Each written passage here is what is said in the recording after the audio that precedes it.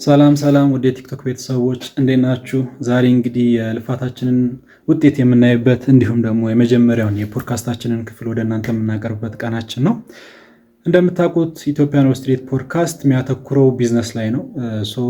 ቢዝነስ ተኮር የሆኑ ሀሳቦችን ሊያነሱ የሚችሉ እንግዶችን ነው የምናቀርብላችሁ። በዛሬውም የመጀመሪያ ፕሮግራማችን ላይ ይዘንላችሁ የቀረብነው የኤአይ ባለሙያ የሆነ እንግዳችን ነው። እንግዳችን ሳሙኤል ይባላል። እንግዲህ ሳሙኤል በኤአይ በሶፍትዌር ኢንጂነር ባለሙያ ቢሆንም በኤአይ ላይ እየሰራ የሚገኝ ሀገራችን አሉን ከምትላቸው ባለሙያዎች ውስጥ አንደኛው ነው። ሳሙኤል ጋር ብዙ ያነሳናቸው ሀሳቦች አሉ። አሁን ካለው የብሎክቼን ሲስተም በፊት ከነበረው ባንኪንግ ሲስተም ጋር ተያይዞ ብቻ ሰፊ ሀሳቦችን አንስተናል። እንዲሁም እዚህ ደረጃ ሲደርስ ሲሰራቸው የነበሩ የሚገራርሙ ስራዎችን አብረን አንስተናል። እናንተም መማሪያ ይሆናሉ።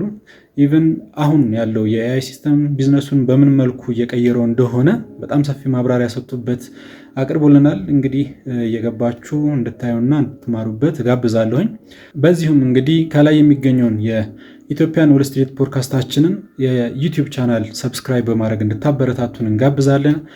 እንዲሁም የቲክቶክ ቻናሌ እንዲያድግ ፎሎ በማድረግ እንዲሁም ቪዲዮዎቹን ኮፒ ሊንክ እና ሼር በማድረግ እንድታበረታቱን እንጋብዛለን። መልካም ጊዜ ይሁንላችሁ።